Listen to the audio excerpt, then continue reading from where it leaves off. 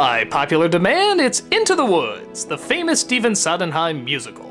I actually saw this play in a theater appreciation class once. I remember thinking, wow, this is incredibly clever and really smart, but it's kinda not really my thing. I knew the music was great, and in many respects it was ahead of its time, throwing these twists on fairy tales that now seem to be everywhere, but it's not something I listen to over and over and over. However, I also never thought they would make a movie out of it because, well, it's one of the hardest adaptations you can do. On top of so many characters, there's a bunch of different tones and a lot of uncomfortable adult themes and a lot of dark elements that really wouldn't mix well with a movie-going audience that's looking more for a musical comedy in this kind of setup. Does it pay off? Well, let's look at the story. Or stories, I should say. It's pretty much all the classic fairy tale characters: Little Red Riding Hood, Jack and the Beanstalk, Cinderella, and so forth. Every one of them starts off wishing for something greater than what they have. Cinderella wants to go to the ball, Rapunzel wants to be free, so on and so forth. A good chunk of the focus is on the baker and his wife, who just want to have a child. But a crazy witch, played by Meryl Streep, comes in and lets them know that the reason she can't have a child is because she cursed them, because of a terrible act the baker's father did years ago.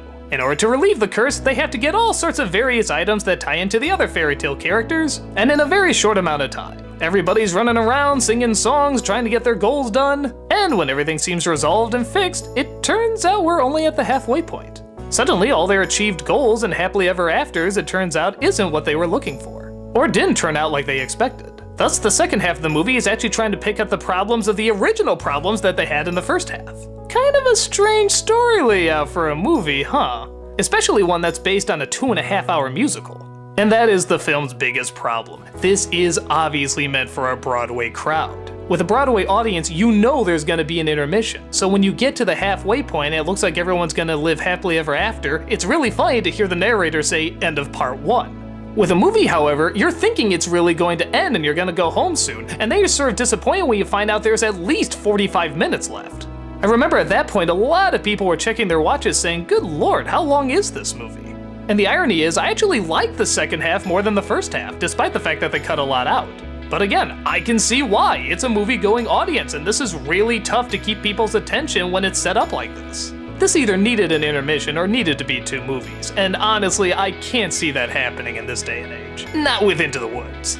While most of the actors are good, including Meryl Streep, who's really yucking it up, she reminds me of Glenn Close from 101 Dalmatians, but still has those softer moments too, the tone is all over the place. Things that the original show had subtle are suddenly made extreme, and things that the show had extreme are suddenly made subtle, and sometimes they work, sometimes they don't, but to be honest, even in the Broadway play, it was kind of hard to get a feel for it. The original show had really goofy stuff, like at some point they feed the narrator to a giant. That's really funny. But then at other points, some main characters die off, and in really tragic ways, and they sing these really sad songs about it. It's like, wait a minute, didn't we just get rid of the narrator a second ago, breaking the fourth wall? How do these two things mix? Back then, that was very new and experimental for Broadway, especially considering the original fairy tales, but in a film, this is really hard to transfer over.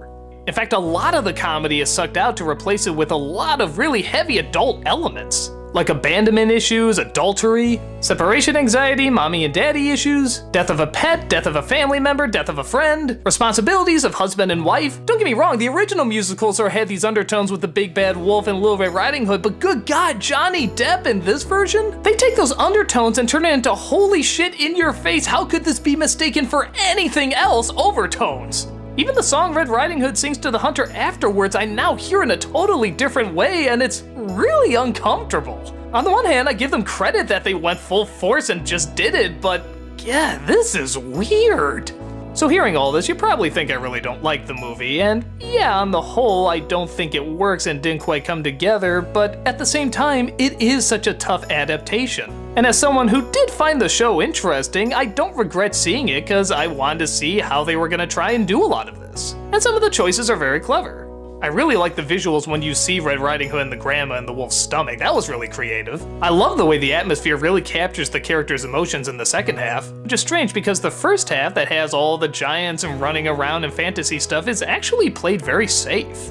Not that much grand creativity, it's mostly just done in medium shots. But even then, there's some things that work. Like I remember there's a song where Cinderella's trying to think about what to do and they actually freeze time. That was a cool effect. There's another great shot when Johnny Depp howls like a wolf and we get this cool silhouette. I really wanted more of those, but for the couple that we got, it wasn't that bad.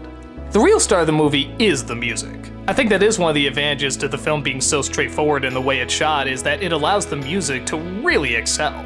You're not really being distracted by all these crazy visuals being thrown at you, you're constantly listening to the nice melodies and the clever lyrics. And like I said, even though the second half has a lot of the songs cut out, they still sound pretty nice. I was really shocked at how well Meryl Streep did with some of the slower songs. I know she doesn't always get the pitch or the notes right, but I don't know, I thought she sounded okay. In between all the other goofy scenes she has, of course. So would I recommend it? Only if you're curious to see how the Broadway show is adapted, because it is neat to check out.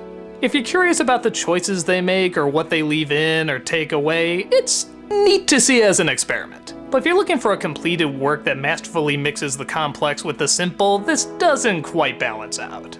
I'm glad I saw it, but more just to see how they did it. It's by no means awful, and I appreciate a lot of what they tried to do, and I'm happy at the moments when it really did succeed. But it's definitely a mess, and to its credit, I don't know how I would fix it. Do you cut out more? Do you add more? Do you make it more visually interesting? Or do you play it down even more so the music shines? It's all over. I don't know if this musical ever can properly be turned into a good film, but it was a valiant attempt. And sometimes I don't mind checking those out. If you're in the right mood or just a little curious, give it a chance and see their best effort.